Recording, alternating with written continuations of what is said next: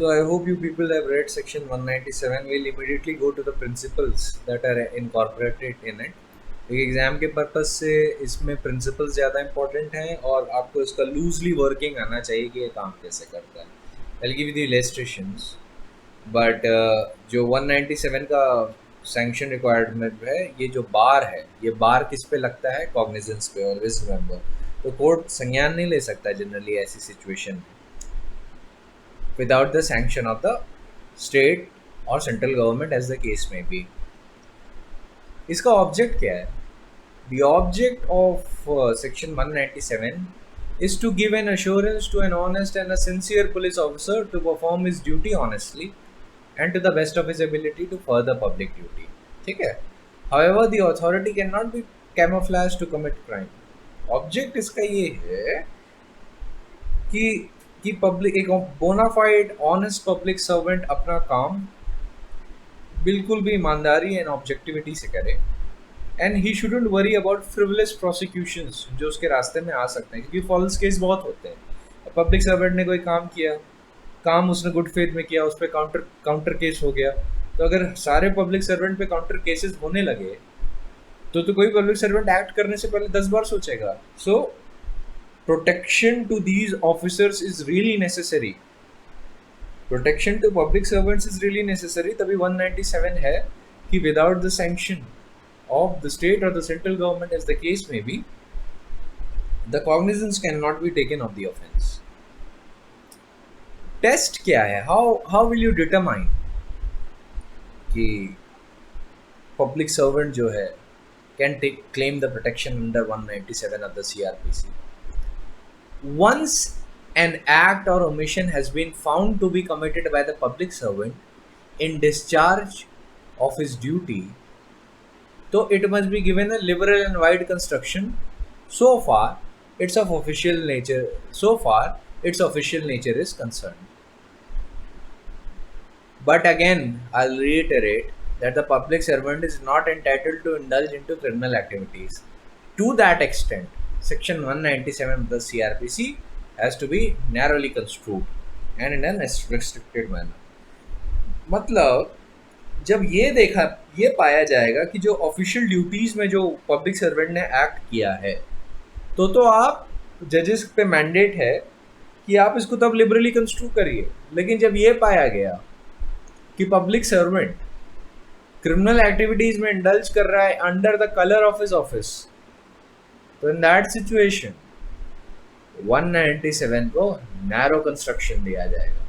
अब ये कैसे पता करेंगे? Let me give you an instruction. एक जज है, ऑनेस्टली जजमेंट पास कर रहा है, कुछ इलीगल ऑर्डर्स पास कर दिए उसने. Passing of a judicial order is in discharge of his official duty और नॉट? It is. अब कुछ ऑर्डर्स में लॉ का सैंक्शन उतना प्रॉपर नहीं था, कुछ में उसने जजमेंट्स का ध्यान नहीं दिया, ऑर्डर्स इलीगल हो गए. So can he be prosecuted for that without the sanction of the government? No, he can not be. जजेस की पोजीशन बड़ी स्पेशल है, उसको तो मैं डील करूंगा, लेकिन मैं एक इलस्ट्रेशन के लिए इसको बता रहा हूँ. तो ऐसे केस में सैंक्शन जब भी चाहिए होगी तो 197 का लिबरल कंस्ट्रक्शन दिया जाएगा, क्योंकि उसने बोनाफाइडली अपना ऑनेस्टली काम कर रहा था. अगर छोटा मोटा एरर उससे हो गया, so you can not be allowed to harass him for that. अगर ऐसा होने लगा तो कोई भी जज या पब्लिक सर्वेंट अपनी ड्यूटी करने से डरेगा. And what do we want? That the public servant must carry out their duties honestly and in a bona fide manner with due care and attention. थोड़ा बहुत लूज मिस्टेक हो जाती है तो it's not a problem. So for that purpose 197 will be given a wide construction. लेकिन अब ये समझ लीजिए, पब्लिक जो जज साहब हैं, इसी केस में फंड्स मिसअप्रोप्रिएट करते हैं. जो फाइन का अमाउंट कलेक्ट हुआ है उसको मिसअप्रोप्रिएट कर दिया उन्होंने, गायब कर दिया ट्रेजरी से, कोर्ट की ट्रेजरी से, लेट अस सपोज. तो ऐसे केस में क्या होगा?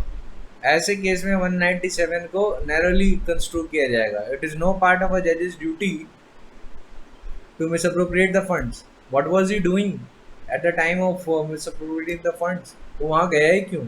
उसने वो फंड्स वहाँ से मूव ही क्यों किए? It was not a part of his duty. ना कोई एडमिनिस्ट्रेटिव ऑर्डर उसको दिया गया था, ना हाई कोर्ट से सैंक्शन था। So in that case 197 will be very narrowly construed, तो ऐसे केस में उसको शायद बेनिफिट ना मिले। ऑलराइट, एक और एग्जांपल देता हूँ। एक पब्लिक सर्वेंट ने, let's suppose a police officer arrest a, और at the time of arrest he does not have the identification. थोड़ी थोड़ी बहुत इरेगुलरिटीज हो जाती हैं at the time of arrest, या certain irregularities which goes on at the time of arrest. जैसे let's suppose वो सिविल ड्रेस में था, वो क्या कहते हैं आइडेंटिफिकेशन उसने उसका ढंग से नहीं हुआ, उसने अपना मार्क ऑफ आइडेंटिफिकेशन नहीं पहना हुआ था, उसने अक्यूज के ऊपर थोड़ी ज़्यादा फोर्स यूज़ कर दी, एक्सेसिव फोर्स यूज़ कर दी जितना नहीं यूज़ करना चाहिए था, मैंडेट नहीं था, और ज़बरदस्ती अरेस्ट करके लाया। पर अरेस्ट जो उसने किया है एक लॉफुल, वो मतलब उसकी अरेस्ट लॉफुल है, और जिस क्रिमिनल केस के परसुएंट्स में किया है वो केस प्रॉपरली लॉज्ड है, and accused was such a threat जिसको अरेस्ट करना ज़रूरी था। ठीक है, तो in that situation what will happen, the accused का जो अरेस्ट है, दैट अरेस्ट हालांकि इर्रेगुलर हो सकती है, लेकिन ऐसे केस में the accused can not prosecute the police officer for irregularities at the time of making the arrest। और इसमें अगर मान लीजिए वो प्रोसिक्यूट करता है तो 197 का बार आ जाएगा, और कोर्ट बोलेगा कि if you want to prosecute the police officer, then in that situation you need to have sanction of the state government or central government as the case may be। अब अगर पब्लिक सर्वेंट अपनी duty थोड़ी exceed भी कर ले, ठीक है, लेकिन उसका कनेक्शन अभी भी उसकी ड्यूटी से ही है, तो भी 197 का बार उसे बचाने के लिए आ जाएगा, and he will not be क्या कहते हैं, he can not be prosecuted without the sanction of the central और state government as the case may be. तो इसका यूनिवर्सल रूल नहीं है डिटरमाइन करने का कि एक कट एंड राइट फॉर्मूला हो, बिकॉज हर केस में यही देखा जाना चाहिए कि जो एक्ट कंप्लेंट ऑफ है, जिसकी कंप्लेन की गई है, क्या उसका रीजनेबल नेक्सस उसकी ऑफिशियल ड्यूटी से है या नहीं। इसीलिए ये फैक्टर सर्कमस्टेंसेस पे डिटरमाइन होगा, there is not a cut and right formula for it. अगर मान लीजिए पुलिस वाले ने कोई असॉल्ट की है और वो डायरेक्टली कनेक्टेड है उसकी ऑफिशियल ड्यूटीज से, तो ऐसे केस में 197 का प्रोटेक्शन उसको मिलेगा, and in that case the sanction that is required under 197 has to be there if you want to prosecute the police officer for such assault. अब मान लीजिए कि पुलिस एक क्रिमिनल को अरेस्ट करने जाती है, that criminal fires at police fires back. उस फायरिंग में, उस एनकाउंटर में क्रिमिनल के पैर पे गोली लग जाती है, तो that will be under the section of grievous hurt. अब वो कहता है, क्या कहते हैं, अक्यूज्ड, चूंकि पुलिस ने मुझे ग्रीवियसली इंजर किया है, मैं 20 दिन बहुत दर्द में रहा, तो now I will prosecute that policeman, and now I will prosecute him, and I will prosecute him without sanction. ठीक है, उसने सैंक्शन नहीं लिए। तो ऐसे केस में जब वो प्रोसिक्यूशन लॉन्च करने की कोशिश करेगा, कंप्लेंट लॉन्च करने की कोशिश करेगा, जो भी करेगा, चाहे एफआईआर से चाहे वो कंप्लेंट से, तो ऐसे केस में कोर्ट उसको बोलेगा कि without the sanction you can not prosecute him. अब जो एक्ट है, ये भी तो देखिए, जो उसकी एक्ट थी पुलिस वाले की, that is reasonably connected to what, his official duty. उसका काम था उसे अरेस्ट करना। अब क्रिमिनल ने फायर किया, जब उसने फायर किया तो पुलिस वाले ने रिटर्न फायर किया, अब उसमें वो इंजर्ड हुआ, so policeman was acting under what, he was acting in discharge of his official duty. This is a case of a bona fide discharge of his official duty. वो honestly अपनी duty discharge कर रहा था। यहाँ पे तो ये भी नहीं कहा जा सकता he has exceeded his duty.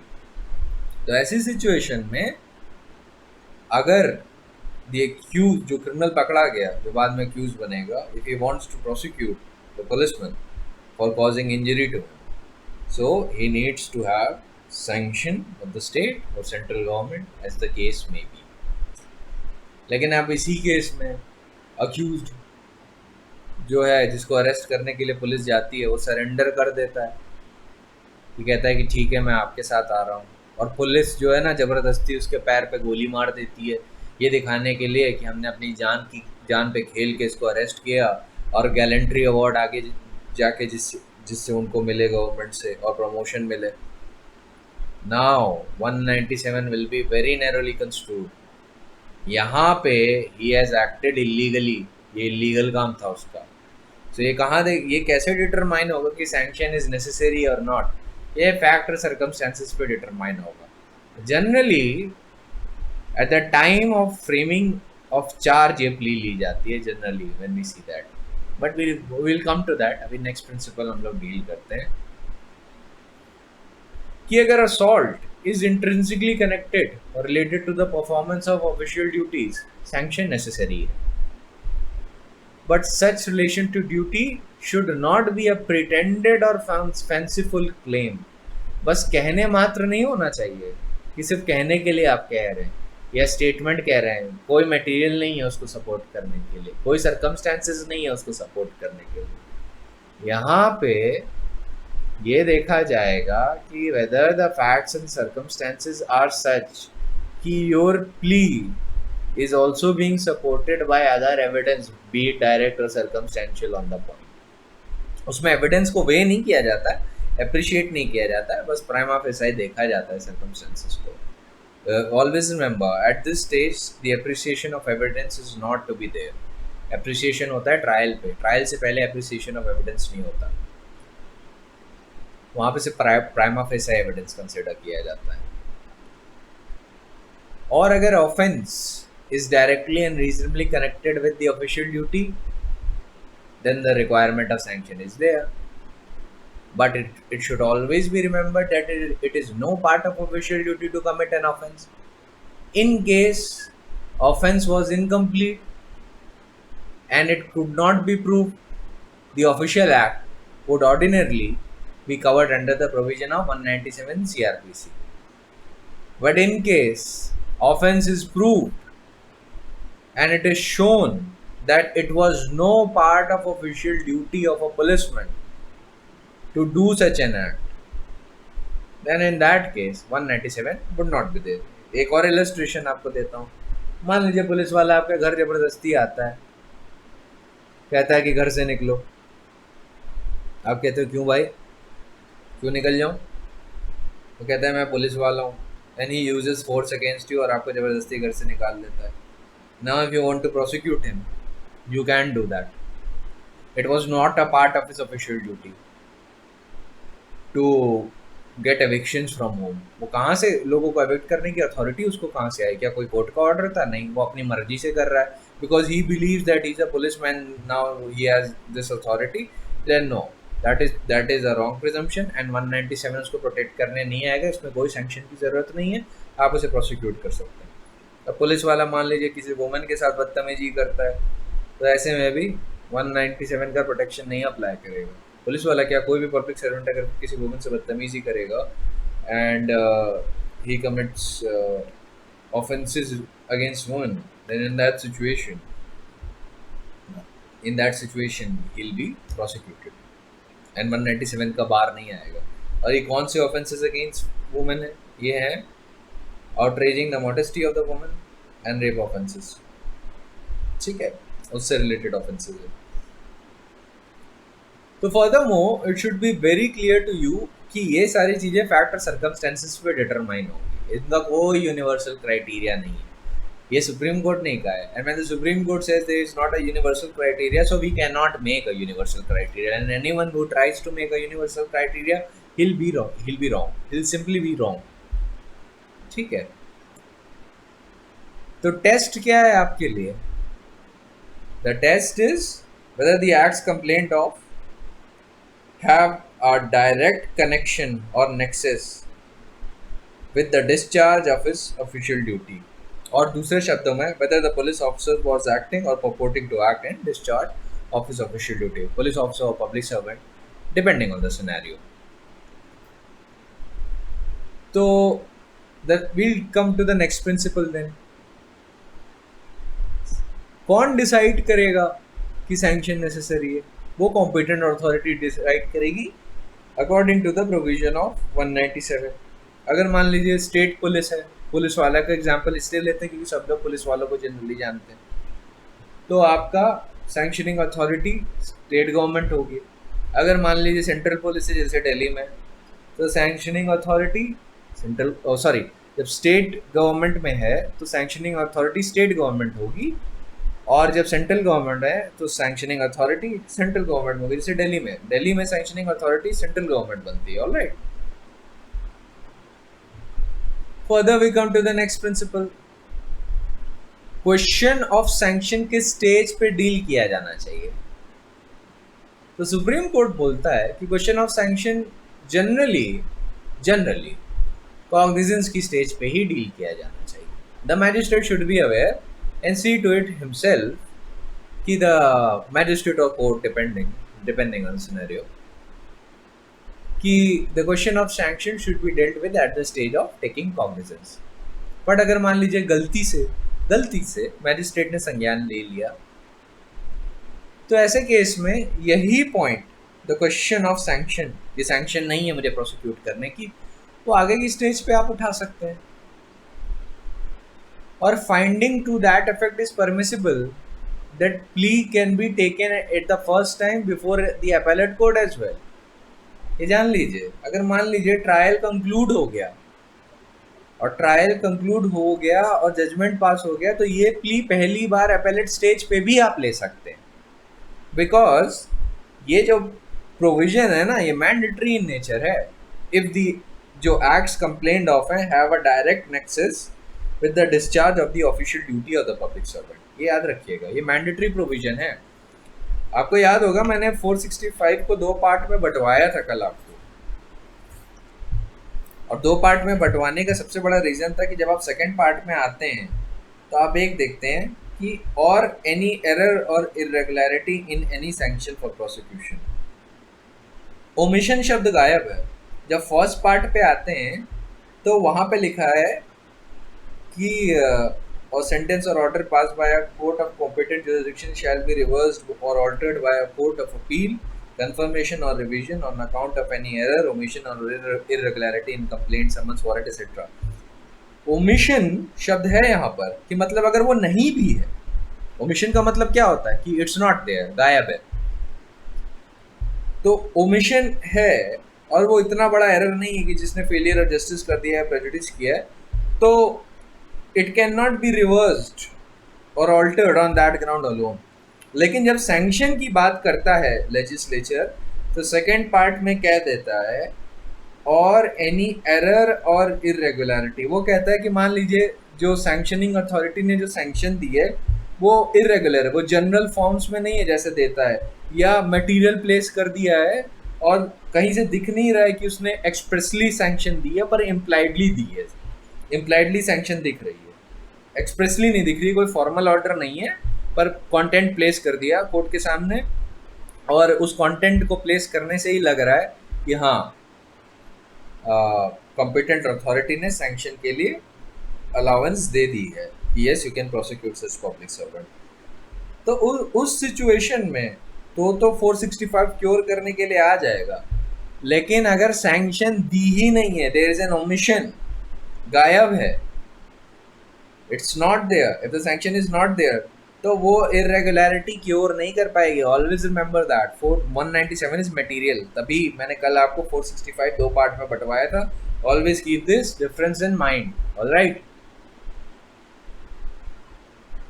इसीलिए for this very reason this point can be taken in appellate court as well. वरना जनरली जो क्योरेबल इरेगुलरिटीज होती है ना, वो कोर्ट कहता है कि अगर आपने फर्स्ट इंस्टेंस में नहीं ली और ट्रायल कंक्लूड हो गया, बहुत देर कर दिया आपने, तो ऐसे केस में उसको इतना फेटल एरर नहीं मानेंगे. पर इसको मानता है तो ये अपील पे भी लिया जा सकता है फॉर द फर्स्ट टाइम. ठीक है, फिर नेक्स्ट प्रिंसिपल पे आते हैं. Question of sanction framing of charge की भी स्टेज पे उठाया जा सकता है. ठीक है, और prima facie on the basis of accusation से भी अराइज हो सकता है. magistrate or the court concerned can come to its own conclusion by perusing the record कि नहीं भाई इसमें sanction की ज़रूरत है. ये सारे issues आप किसी भी stage पे ले सकते हैं, लेने चाहिए cognizance stage पे, ये framing of charge पे भी ले सकते हैं. अगर मान लीजिए पब्लिक सर्वेंट कंसर्न ने एक्सप्रेसली नहीं लिया और रिकॉर्ड से मैजिस्ट्रेट को लगता है इस केस में सैंक्शन की ज़रूरत है, तो in that situation also the magistrate can require the accused to produce the sanction, otherwise I will not proceed with the trial, ठीक है, और I will not take cognizance of the offense. फिर अगर मान लीजिए मैजिस्ट्रेट या court concern ने एररलेसली cognizance ले लिया, आगे बढ़ गए. अब आगे जो वो बढ़ गए तो उन्होंने ट्रायल भी कंक्लूड कर दिया, जजमेंट भी दे दिया. ये प्ली उठाई गई थी सैंक्शन की और कोर्ट ने ढंग से डिसाइड नहीं की, उसने कहा कोई सैंक्शन की ज़रूरत नहीं, तो आप ये प्ली अपील पे भी उठा सकते हैं. ध्यान रखिएगा इसको, ठीक है. This point should be clear to you that these pleas regarding sanction of prosecution as to public servants can be raised at any stage.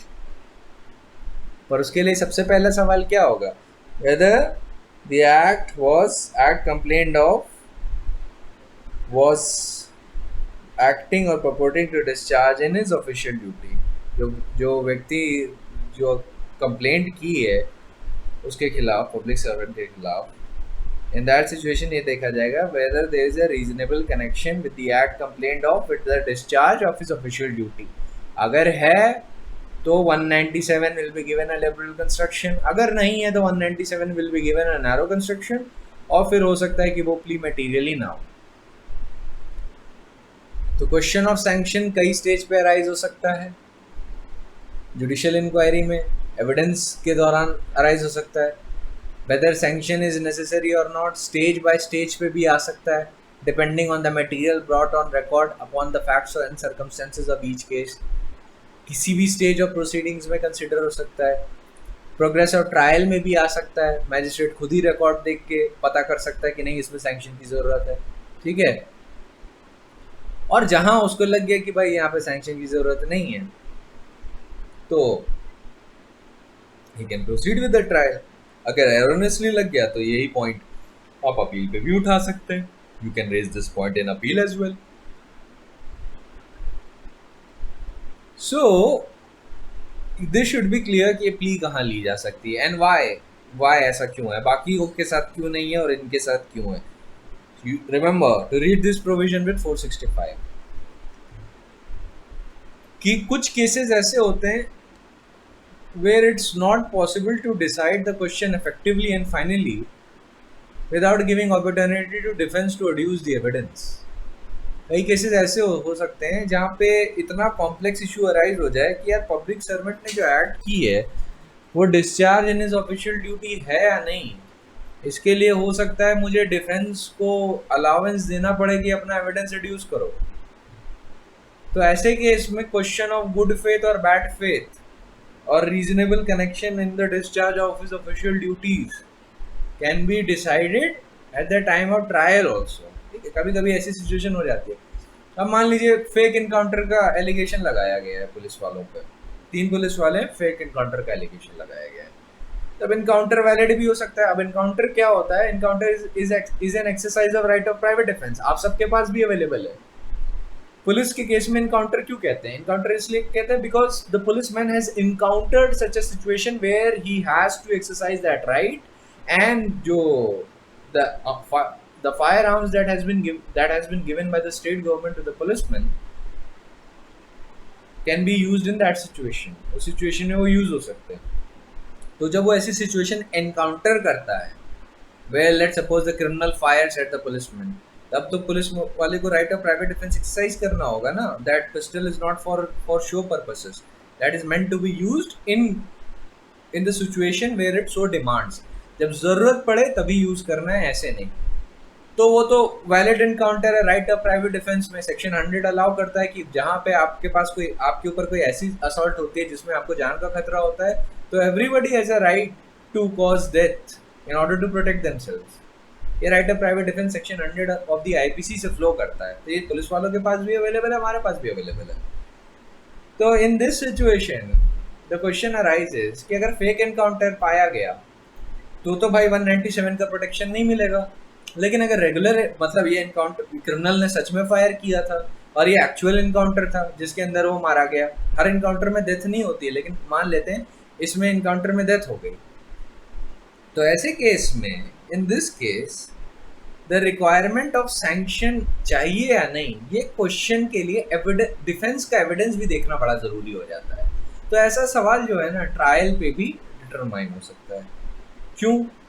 क्योंकि देखिए प्रॉपरली स्पीकिंग सारा एविडेंस तो कॉग्निजेंस की स्टेज पे लिया नहीं जा सकता, because you can not weigh और appreciate the evidence at the stage of the inquiry और at the stage of cognizance, ठीक है, you can not do that. आपको तो प्राइमा फेसाई देखना होता है, तो प्राइमा फेसाई अगर कंप्लेंट फेक एनकाउंटर बता रही है तो मैजिस्ट्रेट हो सकता है कॉग्निजेंस ले ले। सो उसको उस रिगर को रिलैक्स करने के लिए कि ऐसा ना हो जाए कि अब मैंने कॉग्निजेंस ले ली तो it's a curable irregularity, supreme court has said कि कभी कभी ऐसी सिचुएशन आ सकती है जहाँ पे ये इशू इतना इंटरमिंगल्ड हो, it could be a mixed issue of fact and law, कि इसको ट्रायल पे ही देखा जा सके। तो ट्रायल पे अक्यूज ने अपना एविडेंस प्रेजेंट किया, डिफेंस ने अपना एविडेंस प्रेजेंट किया, कोर्ट ने सबसे पहली इंक्वायरी यही करने की कोशिश की कि देखें एक कौन सा केस हमें दिख रहा है प्राइमा फेसाई ड्यूरिंग ट्रायल, और फिर उसने देखा कि नहीं यार ये केस जिसमें एलिगेशन है फेक एनकाउंटर का, इसमें तो क्रिमिनल ने फायर किया था, बैलिस्टिक रिपोर्ट भी दिखा रही है और पिस्टल भी रिकवर्ड हुई है अक्यूज के हाथ से, अक्यूज के हाथ में अक्यूज के फिंगरप्रिंट भी, सॉरी अक्यूज कह रहा हूँ, डिसीज्ड के फिंगरप्रिंट भी हैं, क्या कहते हैं उस फायर आर्म पे जिससे पुलिस वालों पे गोली चलाई, इस केस में तो अक्यूज पुलिस वाले ही होंगे ना। तो जो पुलिस वाले हैं वो आर दी अक्यूज्ड, वो अपना एविडेंस अड्यूस करते हैं कि देखिए हमने तो गुड फेथ में किया था, हमने उतनी ही गोली चलाई जितना नेसेसरी था, और उसके बाद भी मेड श्योर कि हम उनका प्रॉम्प्टली पोस्टमार्टम करवाएं, प्रॉम्प्टली पोस्टमार्टम करवाया गया, पूरा बैलिस्टिक रिपोर्ट भी जो डिसीज्ड जो क्रिमिनल था जिसने गोली चलाई उसके हाथ से सारा fingerprint data, fire arm data जो बैलिस्टिक रिपोर्ट में आता है और जितना भी एक्सपर्ट एविडेंस कलेक्ट होता है वो सारा उन्होंने प्रॉम्प्टली प्रोड्यूस किया। तो इससे क्या दिखता है ना कि policeman acted in good faith. तो इन दैट सिचुएशन ये इसमें कोर्ट ट्रायल के दौरान कह देगा कि भाई इसमें सैंक्शन चाहिए and we will not proceed further जब तक हमको स्टेट गवर्नमेंट या सेंट्रल गवर्नमेंट से depending on the scenario sanction नहीं मिल जाती, ठीक है। तो always remember in this case जब इशू इतना कॉम्प्लेक्स हो जाए कि अक्यूज्ड का एविडेंस सुनना ही पड़ेगा, ऐसे फेक एनकाउंटर के केस में अक्यूज्ड कौन होगा? पुलिस वाले ही होंगे। In a case of fake encounter the accused will be policeman जिन्होंने एनकाउंटर किया, और if the deceased criminal has died, अगर लेट सपोज वो मर गया और उसको बताया जा रहा है वो इनोसेंट है, तो इन दैट सिचुएशन ये एविडेंस तो प्रोसिक्यूशन का उन दोनों का देखना पड़ेगा, वरना अगर वो प्राइमा फेसाई हर चीज़ कंसिडर करे तो प्रोसिक्यूशन के ही एविडेंस पे सैंक्शन का इशू चला जाएगा, क्योंकि ये वो सीधे हेल्ड कर देगा in accordings to the principles जो हमने अभी बात की, it is no part of the official duty of policeman to carry out fake encounter killings, है ना। तो ऐसे केस में क्या हो जाता है, जो इशू है becomes a mixed question of fact and law, और ये देखना बड़ा ज़रूरी हो जाता है कि डिफेंस को भी अलाउ करना चाहिए, अक्यूज्ड को भी अलाउ करना चाहिए कि वो अपना एविडेंस एड्यूस करे, लेकिन वो कहाँ एड्यूस कर सकता है? ट्रायल के दौरान ही कर सकता है। तो ये एक लौती सिचुएशन है जहाँ पे जब हम ट्रायल कंडक्ट कर रहे हैं तो वहाँ पे भी इशू ऑफ सैंक्शन अराइज हो सकता है। और अगर मान लीजिए जज ने एरोनियसली डिसाइड कर दिया सैंक्शन का इशू, वो कहता है कि मुझे नहीं लगता सैंक्शन का इशू है, तो आप ये प्ली अपेलेट कोर्ट में भी उठा सकते हो। अगर अपेलेट कोर्ट को आपके पॉइंट सही लगे तो he can always allow such plea और बोल देगा कि ट्रायल विशिएट हुआ है because it's without the sanction, the trial will be vitiated. अगर कोर्ट अपेलेट कोर्ट ने पाया कि सैंक्शन ज़रूरी था इस केस में, और लोअर कोर्ट ने without the sanction of the competent authority grant कर दिया, क्या कहते हैं प्रोसीड कर गया ट्रायल से, और ट्रायल से प्रोसीड करने के बाद उसने कन्विक्ट भी कर दिया, तो ऐसे केस में ट्रायल विल बी विशिएटेड क्योंकि lack of sanction was there. वहीं पे अगर अपीलेट कोर्ट ने नहीं पाया कि सैंक्शन वाज नेसेसरी, तो in that case issue of sanction will not arise at all, और ट्रायल के विशिएट होने का भी इशू नहीं अराइज होगा कॉन्सिक्वेंटली, है ना। तो फेक इनकाउंटर केसेस में कई बार ऐसे केसेस होते हैं कि ये इशू जो कि सैंक्शन चाहिए हमें इस केस में या नहीं चाहिए, ये ट्रायल पे ही बेस्ट डिसाइड हो पाता है, क्योंकि वहाँ पे अक्यूज्ड को भी मौका मिल जाता है अपना एविडेंस दिखाने का। अब मान लीजिए, आपको एक और इलस्ट्रेशन देता हूँ, थोड़ा सिंप्लीफाई करके देता हूँ, ज़्यादा डिटेल में नहीं जाऊँगा जिससे आप कंफ्यूज ना हो जाए। कि मान लीजिए पुलिस की एक टीम जाती है टेररिस्ट को अरेस्ट करने। टेररिस्ट मान लीजिए चंडीगढ़ में, लेट अस सपोज चंडीगढ़ में वो आर्म्स एंड एमिनेशन कलेक्ट कर रहा है। टीम वहाँ पे जाती है और वो जैसे ही देखता है कि पुलिस की जीप बाहर आ गई है, वो उन पे गोलियां चलाने लगता है AK-47 से। अब जो गोलियां हैं वो जीप पे पड़ेंगी, कुछ पुलिस वाले भी इंजर्ड होते हैं, पुलिस वाले फायर बैक करते हैं और वो टेररिस्ट मर जाता है। कोई पुलिस वालों पे फेक एनकाउंटर का केस लगा देता है ना। तो जब वो फेक एनकाउंटर का केस लगाता है तो बताता है कि नहीं, पुलिस वालों ने खुद को इंजरी की है और ये जितनी भी जीप पे गोलियां दागी गई हैं ये सारी पुलिस वालों ने खुद ही करवाई हैं। वो जो डिसीज्ड था, जो टेररिस्ट जो मर गया, उसने नहीं फायर किया है, ये पुलिस ने सारा मैन्युफैक्चर किया है और ये फेक एनकाउंटर किलिंग का केस है, तो इनको आप सजा दीजिए। फेक एनकाउंटर किलिंग में मर्डर केस लगता है बाय द वे। तो ऐसे केस में depending on a scenario murder case लगेगा या कुछ और लगेगा, डिपेंड्स ऑन द सिनेरियो। तो अब मान लीजिए कि वो जब मर गया, फेक एनकाउंटर का केस हो गया, FIR हो गई या कंप्लेंट हो गई। FIR केस वो क्या कहते हैं, या तो पुलिस केस बना या तो कंप्लेंट केस से किया उसने। अब ऐसे केस में मैजिस्ट्रेट या कोर्ट कंसर्न के सामने एक प्रॉब्लम आती है कि मैं इस स्टेज पे अक्यूज्ड का तो एविडेंस कंसिडर नहीं कर सकता, है ना, क्योंकि अक्यूज्ड तो सीन में तब तक नहीं आता जब तक प्रोसेस इशू ना हो जाए। और बार किस चीज पे है? बार कॉग्निजेंस पे है। No court shall take cognizance 197 में लिखा है। तो जज अब इस डिलेमा में है कि यार प्रोसिक्यूशन की बात तो सुन के प्राइमा फेसाई केस तो बन रहा है फेक एनकाउंटर किलिंग का, लेकिन जैसा कि मैंने आपको इलस्ट्रेशन के लिए फैक्ट्स बताए, आपको पता है फेक एनकाउंटर किलिंग का केस नहीं है। लेकिन प्राइमा फेसाई केस क्या होता है कि जब आप प्रोसिक्यूशन की कंप्लेंट पढ़ते हैं या पुलिस रिपोर्ट पढ़ते हैं या क्रिमिनल कंप्लेंट पढ़ते हैं, तो आपको सीधे इतना दिखता है कि अगर मैं ये एक्यूजेशंस मान लूँ जो ये एलेज कर रहे हैं, तो क्या इस पे केस बनेगा या नहीं बनेगा? तो ऑब्वियसली बात है कि ये जो एलिगेशंस उसने लगाए हैं इस पे केस तो बनता ही है। यही प्राइमा फेसाई ऐसे ही कंसिडर किया जाता है कि व्हेन यू परयूज द रिकॉर्ड और तुम उस कंक्लूजन पे आ सकते हो उसी रिकॉर्ड को पढ़ के जो प्रोसिक्यूशन एलेज कर रहा है, तो प्राइमा फेसाई केस मान लिया जाता है। तो अक्यूज को तो हियरिंग का मौका नहीं मिलता उस स्टेज पे, ना वो क्रॉस एग्जामिन कर सकता है। तो ऐसे स्टेज पे जज को लगता है कि यार ऐसे में तो आई कैन नॉट प्रोसीड, मतलब मुझे तो मैं ढंग से डिटरमाइन ही नहीं कर सकता सैंक्शन का इशू। तो वो क्या करेगा,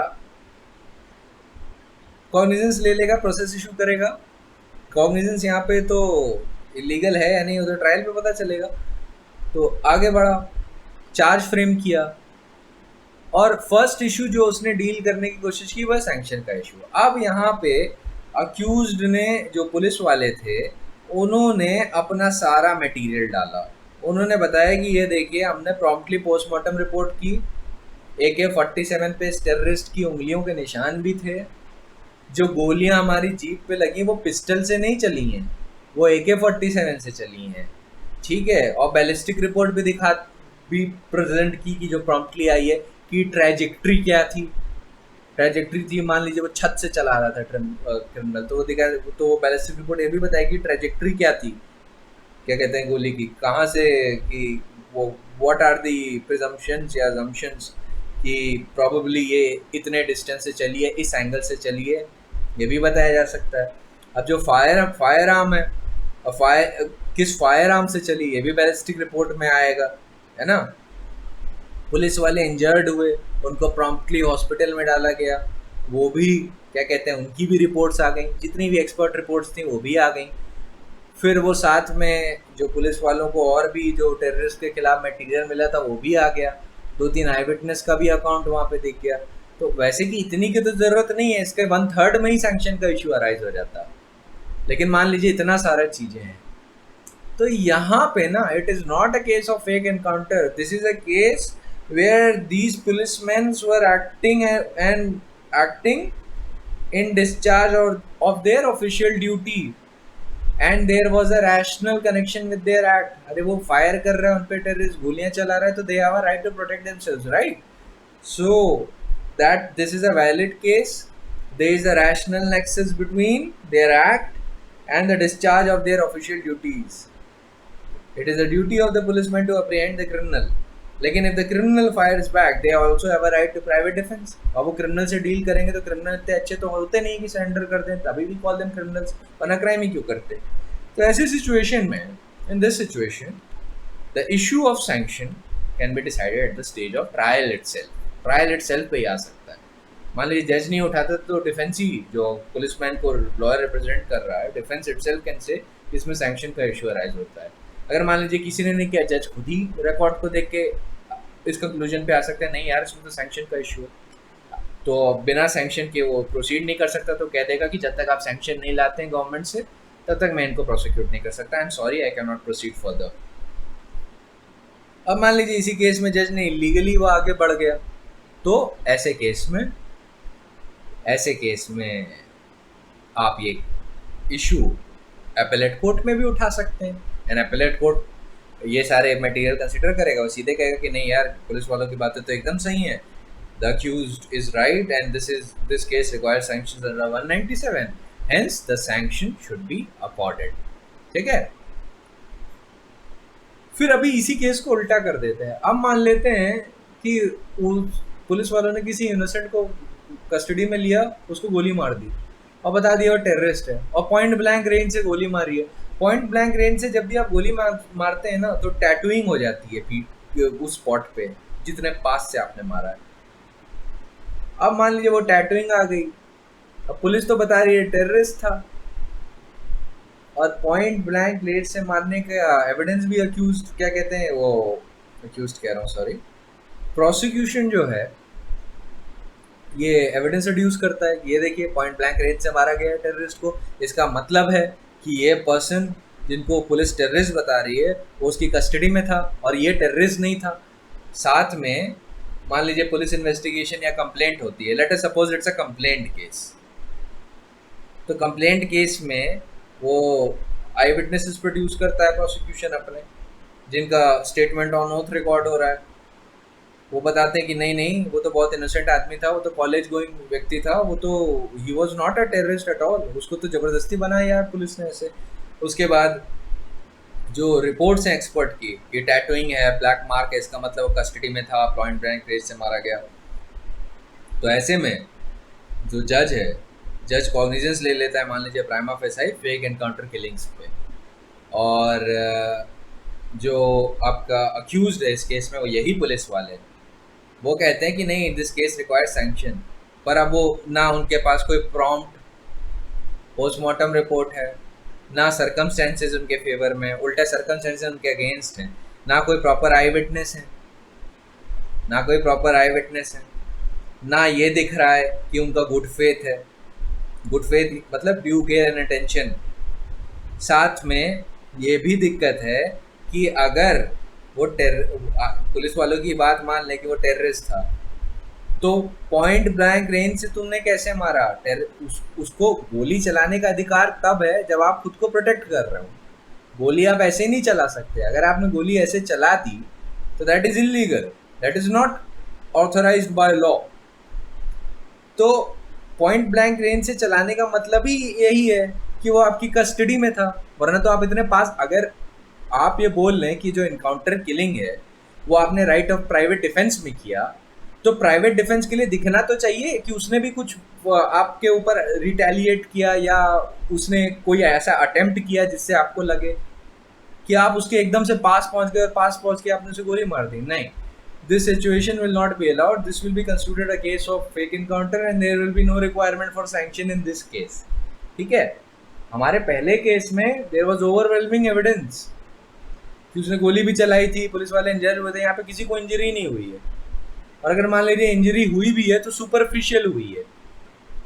कभी कभी पुलिस वाले खुद ही को इंजरी कर लेते हैं ये दिखाने के लिए कि उन्होंने जान पे खेल के उसको अरेस्ट किया, लेकिन वो इंजरीज अक्सर सुपरफिशियल होती हैं, कभी किसी वाइटल पार्ट पे नहीं होती हैं। तो इस पर भी सवाल, इस पर भी संदेह उठता है कि अच्छा, आपको चोटें उंगलियों पे लगी हैं या घुटने के नीचे ही लगी हैं, घुटने के ऊपर नहीं लगी हैं, है ना, या कंधे पे लगी हैं, सीने के आसपास नहीं लगी हैं, है ना, किसी भी वाइटल एरिया के आसपास भी नहीं है। तो ऐसे ना कुछ चीज़ें, सर्कमस्टेंसेस अराइज हो जाते हैं जिससे शक होने लगता है कि it is not a case of a right of private defence by the police which can be construe a true encounter, but it is a case of fake encounter in this case। ठीक है, दूसरे illustration में वो fake encounter हो जाता है, क्योंकि एक तो पॉइंट ब्लैंक रेंज से मारा, टैटूइंग हो गई, इसका मतलब ही था कि वो आपकी कस्टडी में था, आप उसे पकड़े हुए थे। और जब कोई व्यक्ति आपके पास कस्टडी में है, you don't have a right to kill him, alright. When the person is under the custody of a police, then in that situation the policemen are not authorized to kill them at any cost। नहीं मार सकते, because अगर ये construction allow हुआ, it would tantamount to saying that the policeman is the judge, he is the jury and he is the executioner himself। वही decide करेगा कि कौन गिल्टी है और कौन नहीं, और वही एग्जीक्यूट भी कर देगा sentence. That is not allowed in a society governed by the constitutional norms, alright. तो ये फेक इनकाउंटर को लेके कुछ इलस्ट्रेशंस थे, और जो प्रिंसिपल्स मैंने आपको बताए, ये Devendra Singh versus state of Punjab through CBI में हेल्ड हुए थे। तो इस केस में यही प्रिंसिपल्स जो मैंने आपको बताए रिएटरेट हुए थे। मैं आपको जल्दी जल्दी बता देता हूँ। Protection of a sanction is an assurance to an honest and sincere officer to perform his duty honestly and to the best of his ability. However, authority cannot be camouflaged to commit crime. Second point क्या है? Once an act or omission has been found to be committed by the public servant in discharge of his duty, it must be given liberal and wide construction. But if the public servant is not entitled to indulge in criminal activities, but if the act of the public servant is not in relation to his official acts, then in that case 197 will be given a narrow construction. A public servant is not entitled to indulge in any criminal activities. Even in the facts of his case where the public servant has exceeded his authority, in that situation 197 shall apply, provided it should have a reasonable connection with their official duties। पर इसका कोई universal rule नहीं है, it will depend on the facts and circumstances of the case. In case the assault is made is instantly connected with or related to performance of official duty, sanction would be necessary under section 197 in that case। But relation to duty should not be pretended or fanciful claim। The offence must be directly and reasonably connected to the official duty to require sanction। It is no part of the official duty to commit an offence। In case the offence was incomplete without proving the official act, ordinarily the provision of 197 would apply। Fifth point क्या है? In case the sanction is necessary, it has to be decided by the competent authority। Sixth point क्या है? Ordinarily the question of sanction should be dealt with at the stage of cognizance, but it can be taken at the later stage as well। Seventh point क्या है? Question of sanction can be raised at the time of framing of charge and it can be decided prima facie on the basis of accusation. It is open to decide it afresh in the light of evidence adduced at the after the conclusion of the trial or at other appropriate stage. मतलब आगे भी कर सकते हैं. Point number 8 क्या है? Question of sanction may arise at any stage of the proceeding, be it police, judicial inquiry or in the course of evidence during trial या appellate stage पे भी आप उठा सकते हैं. Point number 9 क्या है? In some cases it may not be possible to decide the question effectively and finally without giving the opportunity to the defense to adduce the evidence. Question of good faith or bad faith may be decided at the conclusion of trial. तो ये जो principles हैं ना sanction के, I will provide you that under the study note section, जैसे कि मैं आपको प्रोवाइड करता ही रहता हूँ हर लेक्चर के बाद. तो स्टडी नोट सेक्शन से ये केस मटेरियल ले लीजिएगा, it will be provided to you and highlight it, make short points out of it, जैसा भी सही लगे आपको. एक केस और हुआ था, ये दिल्ली का केस है, station house officer CBI versus B Srinivasan. Accused service से रिटायर कर गए थे और उनके खिलाफ एक एफआईआर लॉन्च की गई आईपीसी में और प्रिवेंशन ऑफ करप्शन एक्ट में. और पार्ट क्या था कि इन्होंने पब्लिक फंड्स मिसअप्रोप्रिएट कर दिए. तो सुप्रीम कोर्ट ने इस केस में क्या बोला? What did the Supreme court से इन दिस केस में? The Supreme Court said the question is, when the public servant has alleged to commit the question of fabrication of record or misappropriation of public fund, can he be said to have been acted in discharge of his official duties? ये सवाल है. क्या ऐसा कहा जा सकता है कि he is discharging in his official duties? It is not the official duty of the public servant to fabricate the false record and misappropriate public funds in furtherance of or in discharge of his official duties. The official capacity सिर्फ उसे allow करती है, उसे ऐसी position में डाल देती है कि जहाँ पे वो कर सकता है, पर ये पार्ट ऑफ हिज ड्यूटी नहीं है. It does not mean that it is integrally connected or inseparably interlinked with the crime committed in the course of same transaction, as was believed by the learned judge. Lower courts ने erroneously allow कर दिया था question of sanction. Supreme Court ने कहा here in this case the question of sanction does not arise. Supreme Court further says, under these circumstances we are of the opinion that the views expressed by the High Court as well as by trial court on the question of sanction is clearly illegal and cannot be sustained. ठीक है. Difference court ने ये बोला कि official position में तो उसको ये पोजीशन मिली कि जहाँ पे वो फैब्रिकेट कर सके, पर क्या उसकी एक्ट इंट्रिजिकली कनेक्टेड थी with discharge of his official duty to fabricate records और मिसअप्रोप्रिएट फंड्स? तो obviously not. The answer is not. Hence the Supreme Court said that there in this issue the question of sanction does not arise at all. The principle of immunity protects all acts which the public servant has to perform in exercise of the functions of the government. Where a criminal act is performed under the color of authority, but which in reality is for the public servant's own pleasure or benefit, then such act shall not be protected under the doctrine of state immunity. The question relating to the need of sanction under 197 of the Code is not necessarily to be considered as soon as the complaint is lodged and on the allegations contained therein. The question may arise at any stage of the proceeding. The question whether sanction is necessary or not may have to be determined from stage to stage.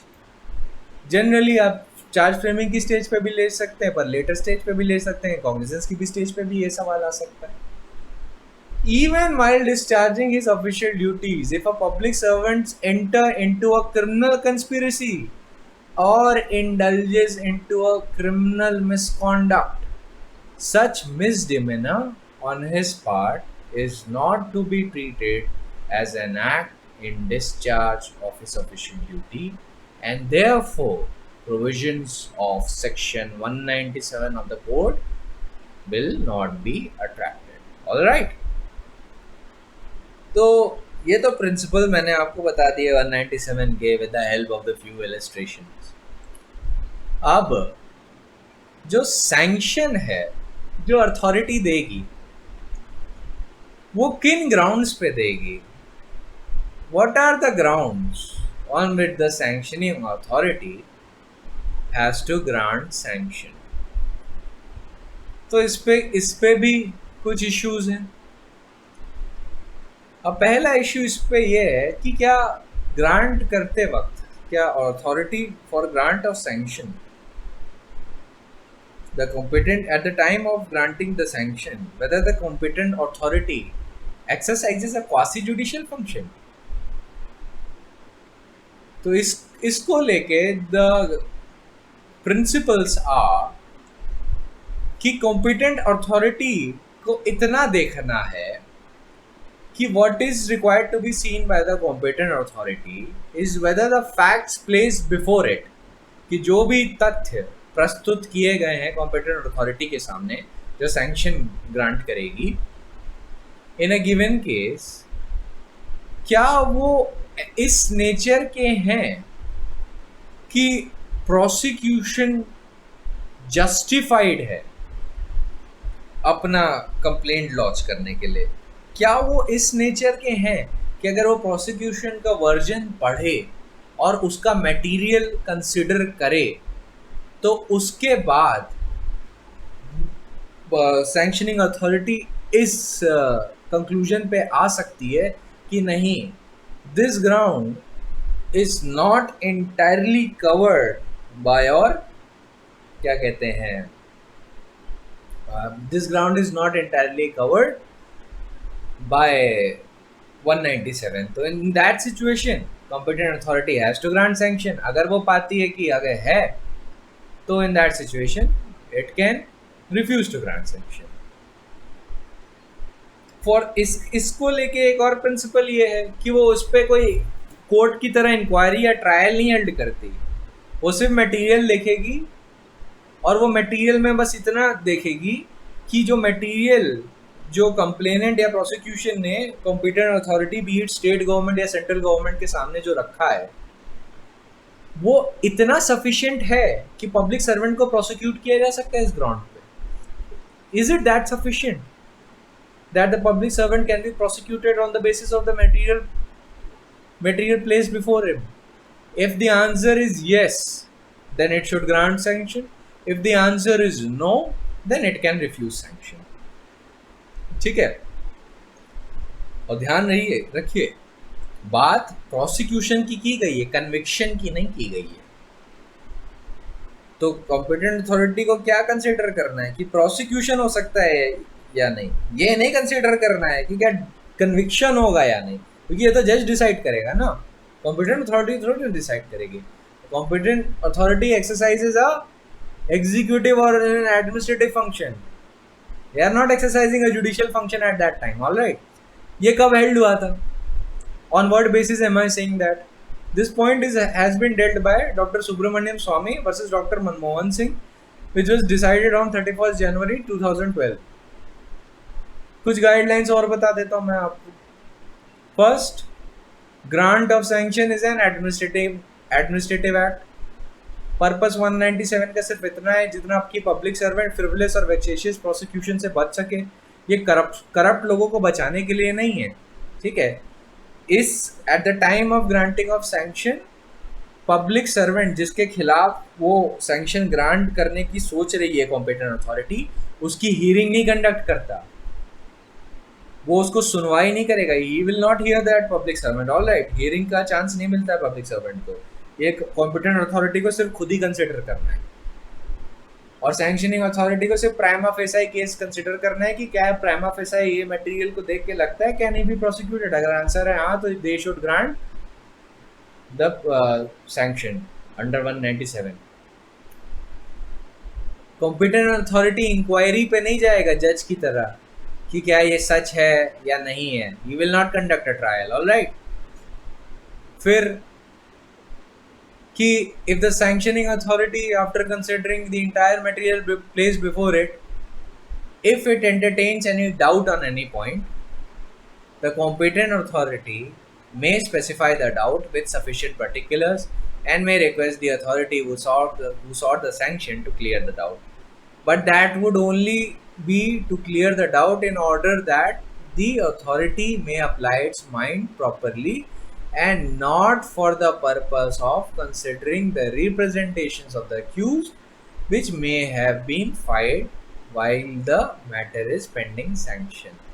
तो basically इस point में supreme court कह रहा है कि मान लीजिए materials को लेके एक पॉइंट पे सैंक्शनिंग अथॉरिटी को डाउट आ गया, तो मान लीजिए कोर्ट ने बोला है कि this is a question of sanction या कंप्लेनेंट है, तो उस पर वो अपना डाउट कंपिटेंट अथॉरिटी कुछ पर्टिकुलर्स पे लिख सकती है, ठीक है, और वो अपना डाउट क्लियर करने के लिए कुछ रेफरेंस मांग सकती है और कुछ रेफरेंस की हेल्प ले सकती है, पर वो इस पर्पस के लिए होता है कि जिससे वो अपना माइंड प्रॉपरली मटेरियल्स पे अप्लाई कर पाए। उसके लिए वो अक्यूज पब्लिक सर्वेंट की सुनवाई नहीं करेगा, it will not hear him, ठीक है। और 8वां पॉइंट इसका ये था, if the sanctioning authority seeks the comments of the investigating officer while the matter is pending before it for sanction, it will be almost be impossible for the sanctioning authority to adhere the time limit allowed by the Supreme Court in Vineet Narayan case. और time limit क्या है? 3 महीना है। Ordinarily, the sanction should be granted within 3 months. All right?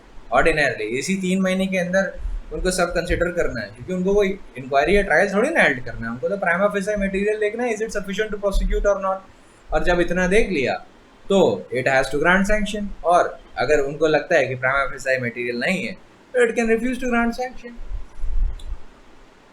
अब इसी case में all proposals for sanction placed before sanctioning authority empowered to grant sanction for prosecution of a public servant must be decided within the period of 3 months। First point.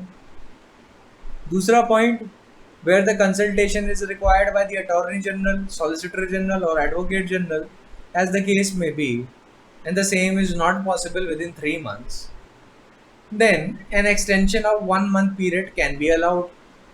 But the request for consultation is to be sent in writing within 3 months mentioned above. Extension के लिए prayer करनी पड़ेगी। A copy of said request will be sent to the prosecuting agency or the private complainant to intimate them about the extension of time limit, ठीक है। ये Supreme Court ने guidelines help की हैं। और लास्ट ये है, at the end of an extended time limit if no decision is taken, अगर कोई डिसीजन नहीं लिया एक्सटेंशन के बाद भी, sanction will be deemed to have been granted to the proposal for the prosecution, and the prosecuting agencies or the private complainant will proceed to file the charge sheet or complaint in the court to commence the prosecution within 15 days of the expiry of the aforementioned time limit। ये किस case में ये guideline है? ये है Subramanian Swamy versus doctor Manmohan Singh, decided on 31 January 2012। एक point आपको और बताना था जहाँ पे सैंक्शन का इशू आता है, 188 में आता है। वो वैसे माइनर पॉइंट है, एग्जाम में नहीं आएगा, for academic purposes I am telling you, कि जब offence is committed outside India under 188, when an offence is committed outside India by a citizen of India, whether on high seas और elsewhere, और by a person not being a citizen on any ship और aircraft registered in India, he may be dealt with in respect of such offences as if he has committed at any place within India at which he may be found। as with he may be found को mark कर लीजिएगा, ये ज़रूरी है, prelims में बहुत पूछते हैं, और इनफैक्ट ये कंसेप्चुअल टॉपिक भी मेंस के लिए कि जहाँ पे मिलेगा वहीं पे उसको प्रोसिक्यूट किया जा सकता है। Provided and notwithstanding anything in the preceding sections of this chapter, no such offence shall be inquired into or tried in India except with the previous sanction of central government, ठीक है। तो previous sanction इसमें central government की इसमें भी चाहिए। तो ये सैंक्शन का एक इशू था जिससे मैं डील करना चाहता था आप लोग के लिए। ये एकेडमिक पॉइंट है, आई डोंट थिंक एग्जाम में आता है या आएगा, लेकिन अगर आ जाता है तो you will be prepared for this situation. इस पे सुप्रीम कोर्ट कहता है, इसमें इशू क्या था पहले बता देता हूँ। इशू था whether in series of offenses arising out of same transaction, some of which are committed within India, कुछ इंडिया में है और कुछ इंडिया के बाहर कमिट किए गए हैं. Such offenses could be tried together without the previous sanction of the central government as envisaged in the proviso of 188 or not. आधे ऑफेंसेस इंडिया में हुए, आधे ऑफेंसेस इंडिया के बाहर हुए, तो क्या इसमें सैंक्शन की जरूरत है? ये एक एकेडमिक पॉइंट है, क्योंकि अगर सारे ऑफेंसेस इंडिया के बाहर हुए हैं तो section is clear on its own, किसी जजमेंट को आपको रेफर करने की जरूरत नहीं. Where the where act is clear, you do not need to refer to a judgment. लेकिन where the transaction are such where there is a grey area of law, in that situation the law laid down by the courts helps a lot. तो उस situation में supreme court कहता है कि the language of section 188 CRPC is quite clear that when an offence is committed outside India by a citizen of India, he may be dealt with in respect of such offences as if he had been committed in India, as if they had been committed in India. Proviso बात करता है previous sanction की, और fetters जो हैं are imposed only when the stage of trials are reached. Cognizance को bar करता है, which clearly indicates that कि no cognizance, which clearly indicates कि इंक्वायरी और ट्रायल पे इसका बार है. स्ट्रिक्टो सेंसू मतलब स्ट्रिक्ट सेंस में इसका कॉग्निजेंस पे बार नहीं है. यही सुप्रीम कोर्ट ने क्लियर किया था. यहाँ पे सुप्रीम कोर्ट कह रहा है कि आप कॉग्निजेंस तो ले सकते हैं, लेकिन इसका बार कहाँ पे है?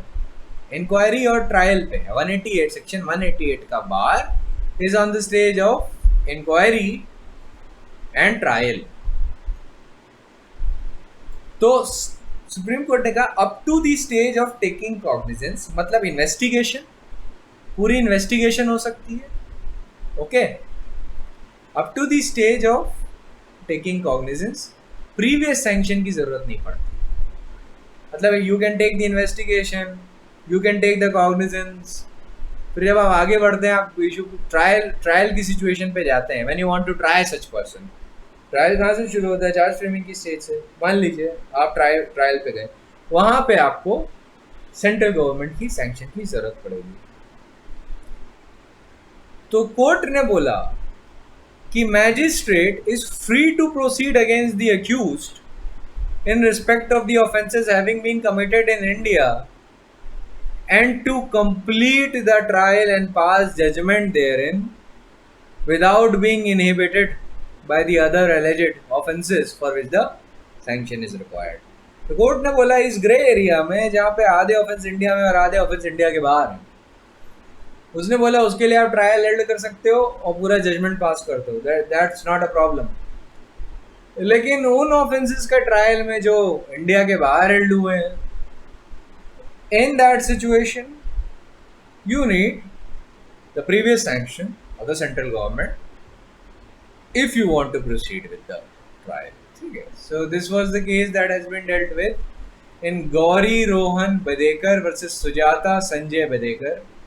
It was the criminal appeal number of 394 of 2020.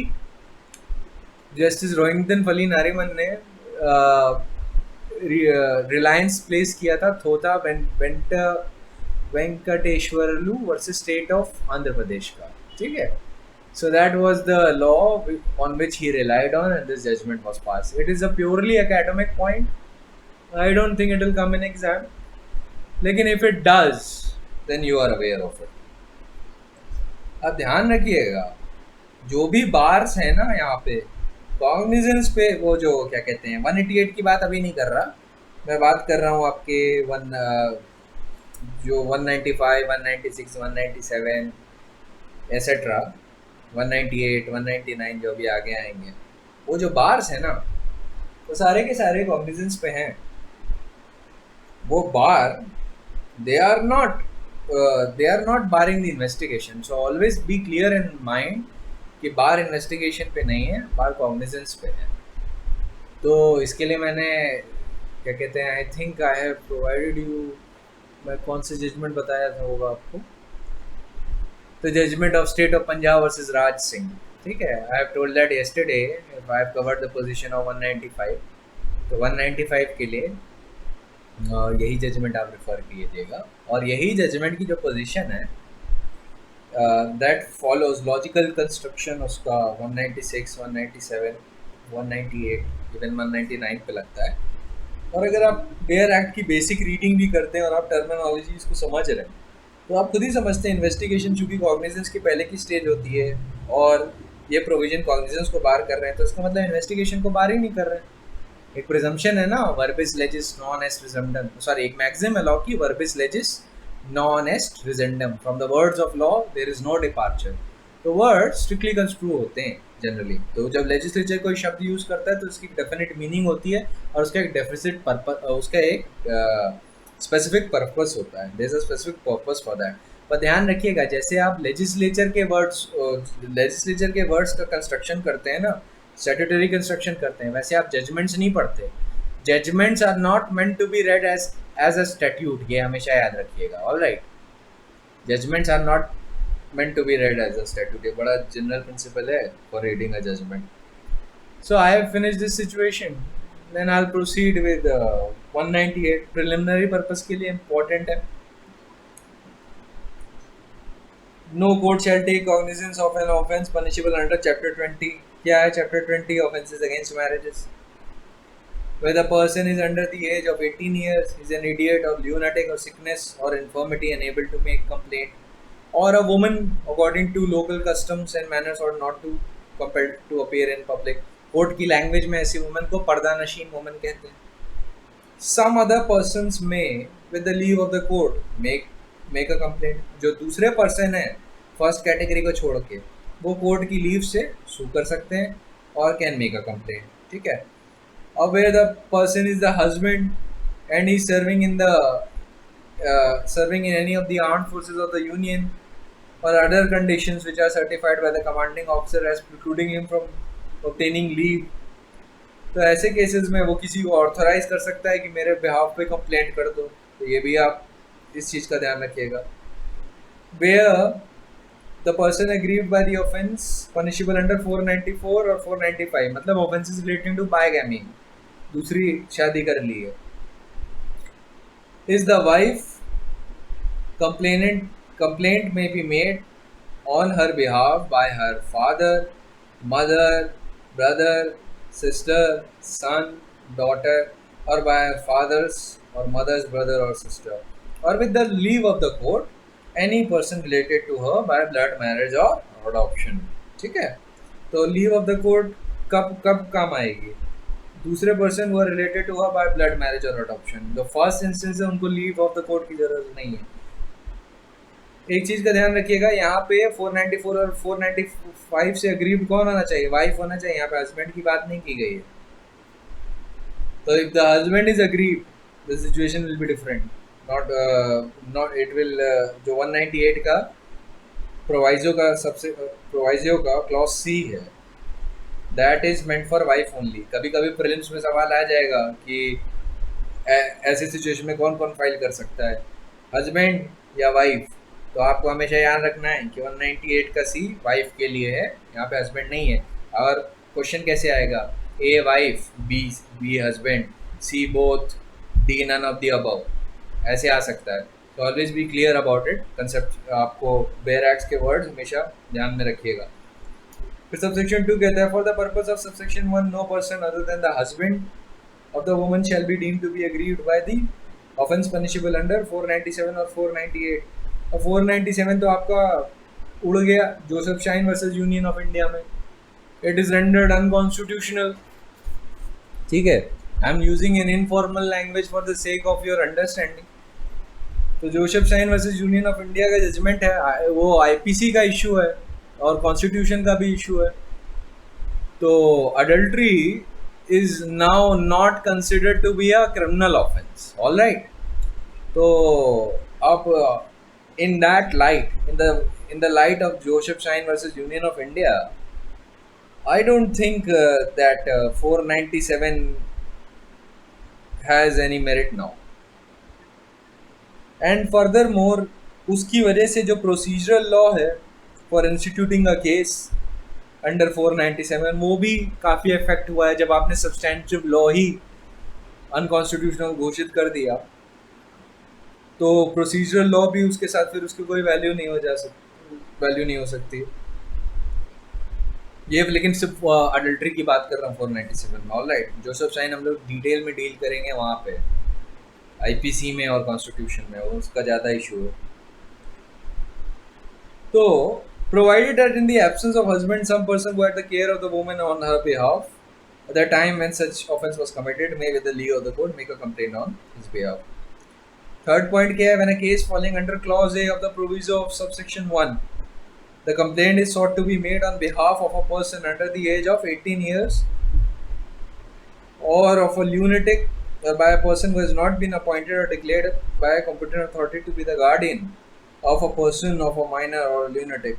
The court is satisfied that there is a guardian so appointed or declared. The court shall, before granting the application for leave, cause notice to be given to the guardian.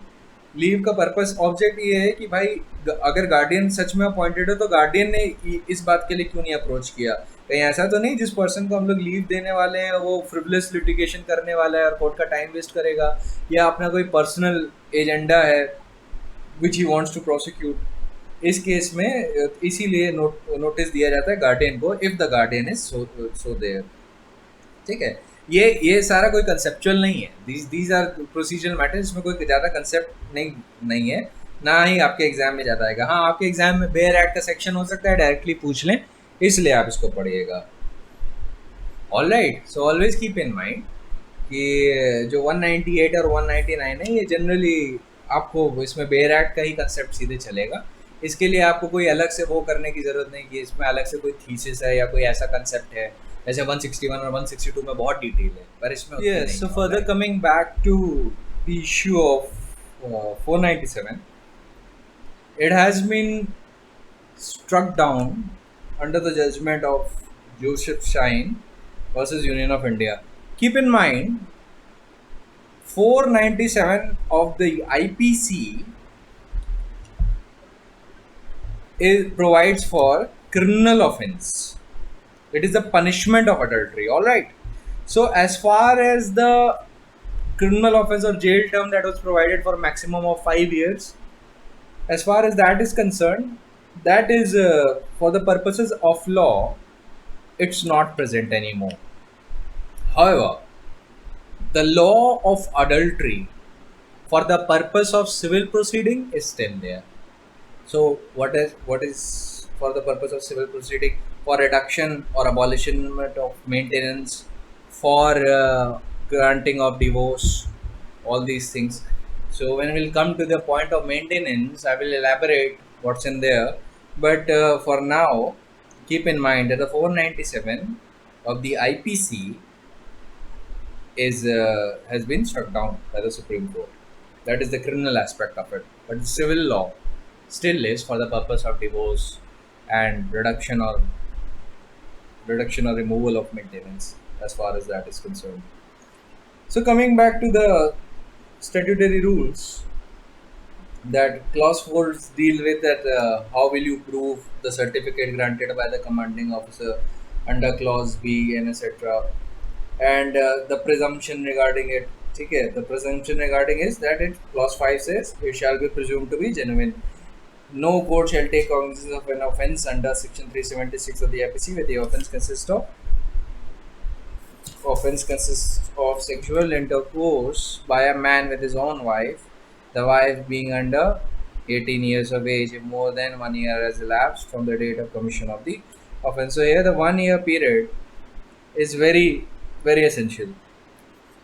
The 1 year period here is very essential. See, right now there is a point on it that relates with IPC exception 2, and if you people are very curious about it, then you can refer to the judgment of Independent Cause versus Union of India. That has dealt with the entire issue regarding the second exception of the Indian Penal Code, under section 375 of the IPC. So what does the second exception of the 375 of the IPC says? I'll tell you in a minute.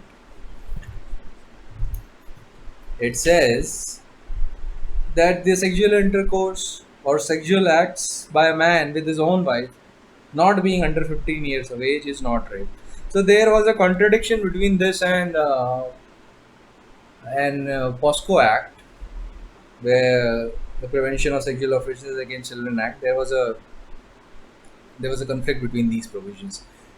So the Supreme Court actually harmoniously construed it, and under the case of Independent Thought versus Union of India, actually elaborated what will be the position. There, it held that the second exception of the section 375 of the IPC would be contradictory to section 3 of the POCSO Act, which has criminalized penetrative sexual assault. Alright. And the following points it held: that the exception 2 creates an artificial distinction between the married girl child and an unmarried girl child without any reasonable nexus. That was an artificial distinction, and it is contrary to both Article 15, Article 15, subclause 3, and Article 21 of the Constitution. No other provision in the penal law gives any immunity to the husband except this. The Parliament has increased the marriages and consent and the age of consent from time to time. Currently, a girl child is neither eligible to marry nor give a consent before 18 years of age. When age has been raised in all the other laws, exception 2, by keeping the age of consent for a wife 15 years, it is unreasonable and arbitrary. And on this ground, Supreme Court set it aside. So this ground doesn't relate to CRPC per se, but the judgment of Independent Cause versus Union of India, you people should look into it if you are curious about it. I am telling you the position of law by memory, but when we'll come to the IPC, we'll deal with it in detail.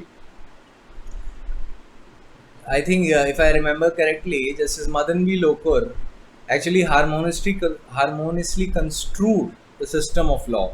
He said exception 2 to the section 375 of IPC should be read as 18 years of age, not 15. It should be read as 18 years. So he referred to POCSO Act and several other provisions of law. Then the constitutional provisions under Article 21, 14, 15. Alright, and he came to this conclusion. So they found it a forceful sexual intercourse with a wife under the age of 15 or 16, leads to trauma and it's injurious to her body and mind, and exception 2 is considered to be violative of Article 15 and 21. It puts girls' both physical and mental health in serious jeopardy. So you have to keep in mind that the 15 years in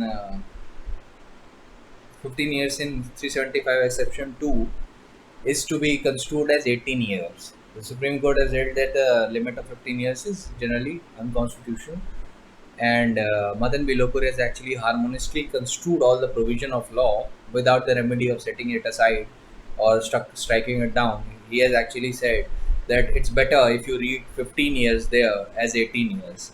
So now the position of law is that you have to read it as 18 years. All right. So this is an IPC issue. I was just telling you for your academic benefit, because I just read the provision and it just immediately rang alarm bells inside my mind about that issue. So I just told you. It's not important for the CRPC, but if you are aware of it, you should be aware of all this provision. And if any one of you are curious about what was held in the section, because I will be providing this case in IPC class, not in CRPC class. So if you are curious, you can read it. Independent Cause versus Union of India. Alright. So next we'll come to the issue of 198A. Prosecution of offences under 498A of the Indian Penal Code. What is 498A of the IPC? cruelty. All right, it's called cruelty, and it is one of the most hotly debated section of the IPC. We'll come to that when we deal with the IPC class. But for now, you have to see that on whose complaint the cognizance can be taken. The cognizance can be taken except on a police report of facts which constitute such an offence. There should be a police report, or upon a complaint made by a person aggrieved by the offence, or by her father, mother, brother, sister, or by her father's or mother's brother or sister, or with the leave of the court by any person related to her by blood marriage or adoption. Again, this is a bare act provision, nothing conceptual in it. Just always keep in mind where the leave of the court is required. Alright. 198b, cognizance of offence. No court shall take cognizance of an offence punishable under 376b of the Indian Penal Code, where the persons are in a marital relationship, except upon the prima facie satisfaction of the facts which constitute such an offence, upon a complaint having been filed or made by a wife against husband. So the complaint, what should we need for the cognizance should be taken? First, there should be a prima facie satisfaction of facts. That is the first thing which constitutes such an offence. And complaint should have been filed by whom? Should have been filed by the wife against the husband. Alright. I'll tell you the reason when we'll deal with 376b. Oh, and by the way, while we are on the issue of marital rape, always remember Independent Thought versus Union of India. I think it was decided in 2017. It did not decide the issue of marital rape. Alright. It did not decide the issue of marital rape. In fact, it expressly recorded that we are keeping that issue open. We are not going into it. Alright. That was only for the purpose of looking at the age of consent and whether 15 years is valid and whether the conflict of law should be allowed in so many other provisions of law, and the age of consent and several other issues were there, which I just elaborated earlier. But the issue of marital rape was not dealt with in detail. In fact, Supreme Court did not pronounce an authoritative finding on it. All right, so keep that in mind.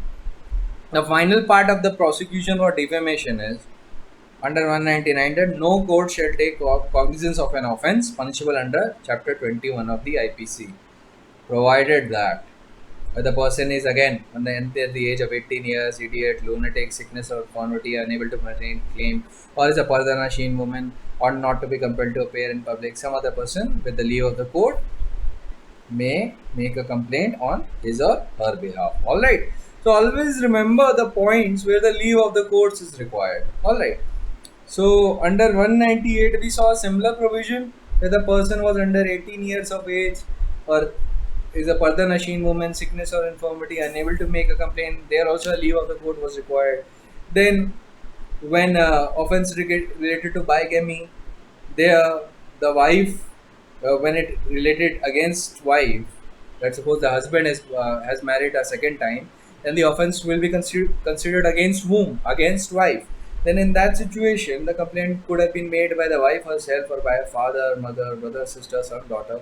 But leave of the court is required where? Where the person is related to her by blood marriage or adoption, not in the first category that has been there. In fact, this leave of the court provision has been brought in by the amendment of 1978. So getting back to the point of defamation, notwithstanding anything contained in this code. Now this is a very interesting point. Subsection 2.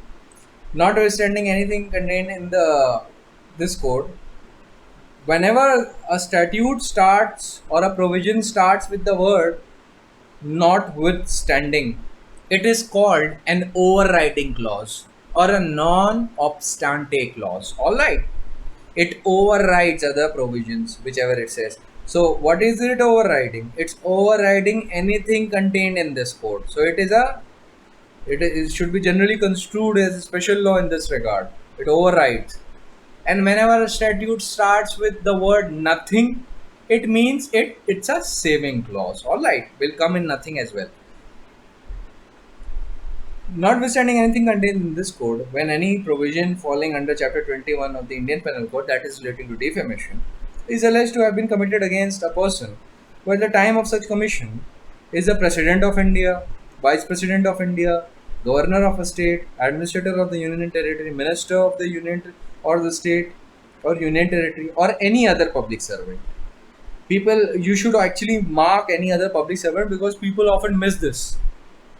People only think that the President of India, Minister, Vice President are included under 99 subsection 2, but any other public servant is also there who is employed under the affairs of union or state in respect of this conduct and discharge of public functions. Alright. And the provision is relating to what? Employed in the connection of affairs of the union or state in respect of conduct and discharge of his public function. So mark the discharge of his public function. It is necessary for the purpose of preliminary exam.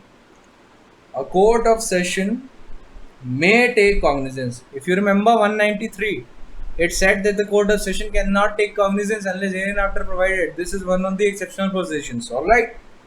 Court of session may take cognizance of any offence, of such offence, without the case being committed to it. Alright. Without the case being committed to it. Means Sessions Court can directly take cognizance upon complaint by whom? Complaint by public prosecutor, not assistant public prosecutor, public prosecutor. Keep that in mind. In prelims, you will face the situation of assistant public prosecutor, special public prosecutor. So you have to keep in mind that the purity of Bayer Act is in your mind and you will always answer it as public prosecutor inside the prelims. Alright, inside the prelims examination, you'll answer it like that. Then third point is every complaint referred to in subsection 2 shall set forth the facts which constitute the offence alleged, the nature of such offence, and such other particulars as are reasonably sufficient to give notice to the accused of the offence alleged to have been committed by him. Fourth says that no complaint under subsection 2 shall be made by a public prosecutor except with the previous sanction of state government.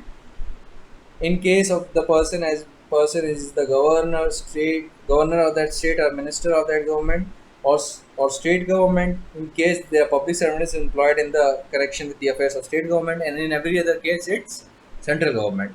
Now it has also a limitation period under 199. What is that? Limitation period is for taking cognizance. That is under subsection 5. This is a very popular question that is asked in the preliminary examination, and you need to mark the 6 months that is present under 199 subsection 5. No court shall take cognizance of an offence under subsection 2 unless the complaint is made within 6 months from the date which the offence is alleged to have been committed. Our 6th point comes and it says subsection 6 comes of 199. It says nothing in this section shall affect the right of the person against whom the offence is alleged to have been committed to make a complaint in respect of the offence before a magistrate having jurisdiction or the power of the magistrate to take cognizance of the offence upon such complaint. It simply says that, see, first subsection 6 starts with the word nothing. What does the nothing mean? What does the nothing implies here? That it is the saving clause. ये एक saving clause है. ये वो rights बचाता है उन लोगों के जिनके खिलाफ डिफेमेशन हुआ है. तो वही बोल रहा है कि हालांकि ये स्पेशल प्रोविजन है जो not with standing anything contained in this code जो सबसेक्शन 2 में है जहाँ पे पब्लिक प्रोसिक्यूटर खुद कर सकता है, लेकिन इसका मतलब ये नहीं है कि यही लोग जिनका नाम है ये अपनी प्राइवेट कैपेसिटी में नहीं कर सकते, इसी कैपेसिटी में कर सकते. इसीलिए यहाँ पे सेविंग क्लॉज डाला गया है. Alright, whenever the word nothing is there, it's called a saving clause. That's why it starts with the word nothing. So we go on further and it says to make a complaint in respect of that offense before a magistrate having jurisdiction. Alright, तो वो private capacity में भी magistrate को complain कर सकते हैं. और second, और the power of such magistrate to take cognizance of an offence upon the complaint. तो दूसरी चीज़ ये क्या बचाता है ये क्लॉज? ये कहता है कि सबसेक्शन 2 में ये लिखा है कि पब्लिक प्रोसिक्यूटर की कंप्लेंट के बाद ही सेशन जज ही क्या कहते हैं कॉग्निजेंस लेगा. इसका मतलब ये नहीं है कि अगर प्राइवेट कैपेसिटी में यही लोग मैजिस्ट्रेट के पास पहुंच गए तो मैजिस्ट्रेट कॉग्निजेंस नहीं ले सकता है, वो ले सकता है.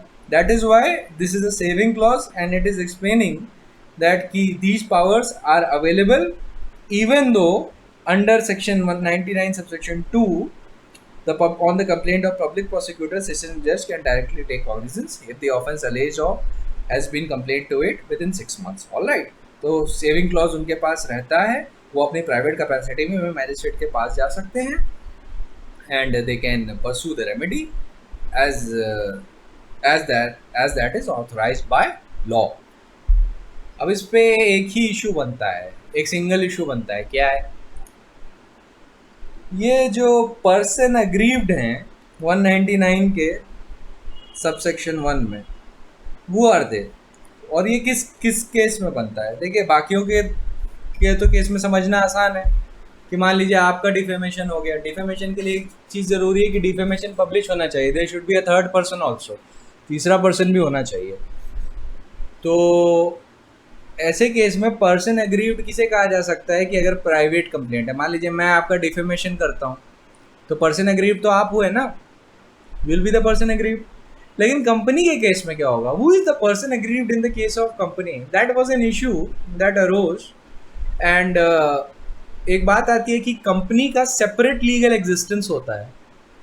तो अगर कंपनी का डिफेमेशन आपने किया है, मान लीजिए आपने बोला Tata and sons are a very bad company, आपने डिफेमेटरी मटेरियल छाप दिया उनको, उनके खिलाफ, तो ऐसे केस में कौन कंप्लेन कर सकता है मैजिस्ट्रेट को? Who is authorised to complain? Who can be considered to be the person aggrieved? ध्यान रखिएगा, डिफेमेशन को लेके जो कंप्लेन होगी वो पर्सन अग्रीव्ड ही कर सकता है, और अगर पर्सन अग्रीव्ड ने नहीं किया तो what will happen? The court will not be able to take the cognizance of the offense, right? That is why our first question should be is to find that who is the person aggrieved by the defamatory material, all right? तो company के case में हमें समझना होगा, private person के case में तो समझना आसान है कौन है, कि भाई आपने मेरे खिलाफ डिफेमेशन किया तो मैं क्या कहते हैं, मैं हूँ पर्सन अग्रीव्ड। लेकिन लेट अस सपोज कि आपने कंपनी के खिलाफ डिफेमेशन किया, तो क्या कंपनी का एम्प्लॉय आपके खिलाफ कर सकता है? Can the employee be considered person aggrieved, या manager can be considered person aggrieved, या director can be considered person aggrieved? कौन होगा person aggrieved? Who is actually the person aggrieved in this case, right? एक तो और ध्यान रखिएगा, defamation is also non cognizable offence. इस चीज़ों का आप लोग हमेशा ध्यान रखिएगा। सो this question was answered by the Supreme Court in John Thomas versus Dr. K. Jagadisan on 12th of July 2001. It was decided. The Supreme Court said that the collocation of the words by some person aggrieved definitely indicates that the complainant need not necessarily be the defamed person himself. Whether the complainant has a reason to feel hurt on the account of publication is a matter to be determined by the court depending upon facts of each case. वो fact और circumstances से determine होगा. If a company is described as engaging itself in a nefarious activities, its impact would certainly fall on every director of the company, and hence he can legitimately feel the pinch of it. Similarly, if a firm is described in a publication as carrying on an offensive trade, every partner of the firm can reasonably be expected to feel aggrieved by it, है कि नहीं? अगर आपका partnership firm है, आपकी company है, उसके खिलाफ कोई न्यूज़पेपर डिफेमेटरी मटेरियल छापे, आपका गुडविल डाउन हो जाता है, आपकी कंपनी से कोई कुछ खरीदेगा नहीं। तो ऐसे केस में डायरेक्टर्स जो हैं, they are fully competent to come into the category of the person aggrieved, even though the company has separate legal existence. Directors are fully competent and are covered by the words some person aggrieved as it's written under 199 subsection 1. तो ये director को ही लेके एक issue था, क्योंकि लोगों को ये तो कंफ्यूजन हो जाती है कि 499 IPC अगर किसी ने पढ़ा होगा तो उसको ये तो पता है कि कंपनी के खिलाफ भी डिफेमेशन हो सकता है, लेकिन उसको ये नहीं पता कि किसके कंप्लेंट पे कोर्ट कॉग्निजेंस लेगा। तो इशू ना प्रोसीजरल लॉ पे आके अटकता है। तो this procedural law issue was dealt with by the Supreme court. उन्होंने बोला था कि डायरेक्टर्स आर फुली केपेबल, वही तो फील करेंगे ना मेन पिंच। अब देखिए, आप अगर एम्प्लॉय हैं किसी कंपनी के, तो आपको तो उतना फर्क नहीं पड़ता, आपको तो अपनी सैलरी से मतलब है। आप अपनी सैलरी लेते हैं, आप अपना आगे बढ़ जाते हैं। लेकिन जो कंपनी के डायरेक्टर्स हैं वो are actually in a position to steer company, वो कंपनी का डायरेक्शन डिसाइड करेंगे। तो उनके गुडविल और कंपनी के डाउन होने से काफ़ी नेगेटिव इम्पैक्ट पड़ता है कंपनी की फाइनेंशियल फाइनेंशियल हेल्थ को, कंपनी की गुडविल हेल्थ को, कंपनी की मार्केट वैल्यू को बहुत इफेक्ट पड़ता है। तो इन दिस सिचुएशन ये पता करना बहुत ज़रूरी था कि क्या डायरेक्टर्स कंप्लेंट कर सकते हैं। तो इसका आंसर, कोर्ट ने इसका आंसर दिया कि yes, the directors are fully capable of being covered under the expression of persons agreed. All right. So this was one of the material issue that we needed to deal with. एक point आपके लिए trivia के लिए और बता दूं कि जो 499 से 502 का जो प्रोविज़न है उसके जब आप पढ़ेंगे तो you would realize first of all the case is non-cognizable.